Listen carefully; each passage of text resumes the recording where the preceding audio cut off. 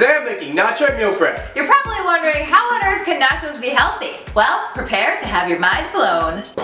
So, let's get started. Before we get started on the beef, I'm going to show you guys a chef's trick on how to dice an onion. So here we have half an onion.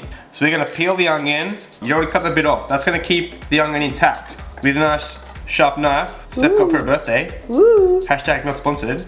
You're going to make a little claw with your hands. You're making a claw. Then you want to strike the knife down, but not all the way through. See that? See how there's a little gap there? Still attached? And then you want to make nice thin dices all the way toward yourself without going through.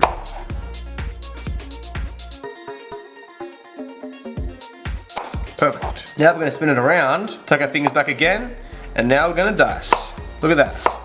Woo! That is the fastest dice ever. Perfect.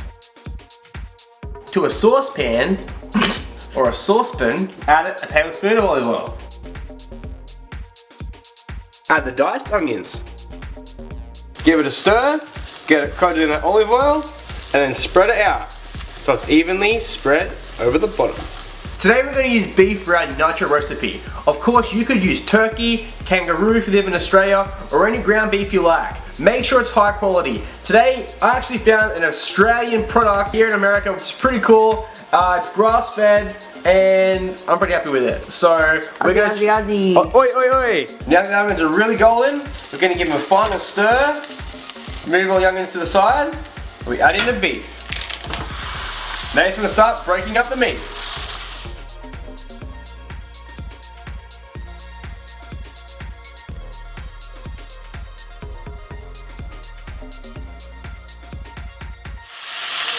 Now you've broken up the meat, let it sit for about 2 minutes to start colouring on one side. Now you can see it's starting to brown on the bottom. We're going to stir it all in together. Make sure to keep breaking it up.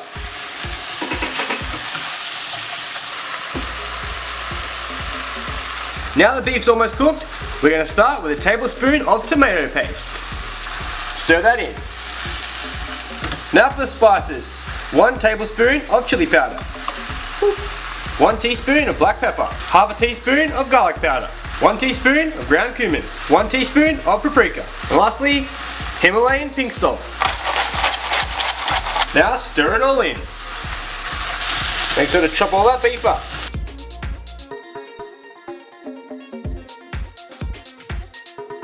Turn the heat down onto low. We're going to use about half a can of these beans. Now rinse it and drain them. Here we go with our beans. Stir it all together.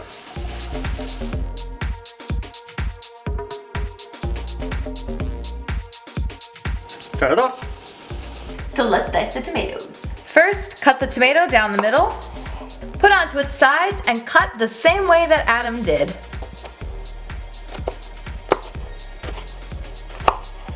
Then spin this way. And you have a beautiful dice.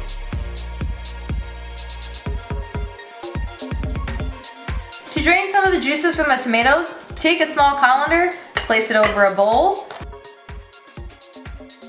For the olives, we're going to cut them up into little circles, and then we're going to keep them in little mounds so that you know the servings for each container.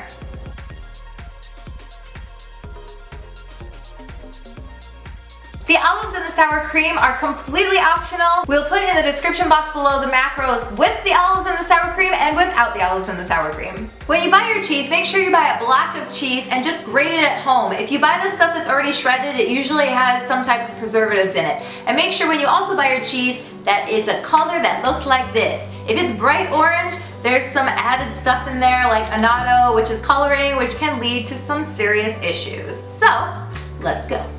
Mirror, mirror on the scale.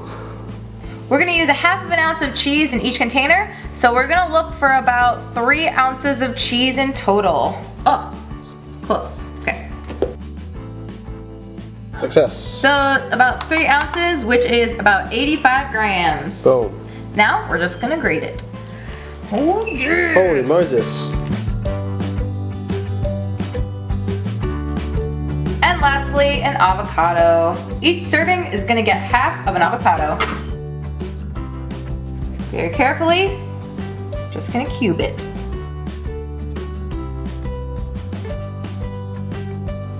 Ooh. If you're someone that doesn't like the avocado when it starts to turn a little bit brown, you can always leave the avocado whole and cut it when you need it. But for convenience, you can always just cut it up now. Check out all the water that drained from these tomatoes. So we're gonna add it to the beef. All the flavor. Give it a stir. There's a big stigma behind corn chips and them being bad for you. Corn chips aren't bad for you. Corn is actually a complex carbohydrate and corn chips are actually gluten-free. So it's a great alternative, especially someone that's allergic to gluten. This is not to say that you can eat an entire bag of corn chips because in the whole bag there's about 200 grams of carbs, which would definitely blow out your whole day worth of carb intake. So if you're having the right portion, corn chips can be a great carbohydrate source. And the right portion is only 11 chips, 28 grams. Also, when you are buying corn chips, make sure you check the ingredients. There should only be about 2 or 3 ingredients: organic whole corn, organic sunflower oil, sea salt, and traces of lime. Hey. Also, what you want to look at is the sodium content. Try and find the one with the lowest sodium as possible. 80 grams is the lowest I could find. Some corn chips can have up to like 200 milligrams of sodium per serving. No, don't want those. You have 2 options for preparing the corn chips. If you want, you can place them directly in the meal prep container, and we're gonna make a little tinfoil boat so that the sauces from the meat and the tomatoes don't make them soggy. However, they will get a little bit soft in the fridge. So if you don't mind them being a little soft, you could do that. Or you can put 11 chips in a plastic baggie. Bring this to work with you and the little plastic baggie of chips. Whatever is easier for you.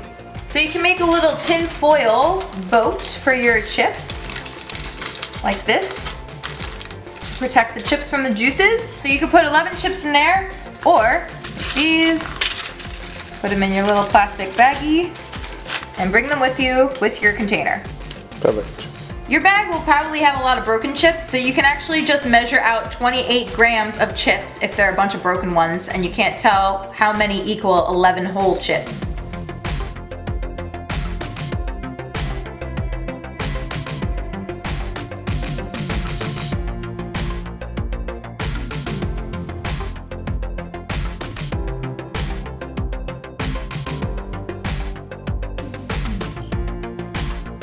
No need to reheat this unless you desperately want that meat to be hot, but if you are gonna reheat the meat, just scoop it out, reheat the meat, and mix it all together in this meal prep container. Or you can just do what Adam does and don't reheat it at all and just mix everything up in the meal prep container.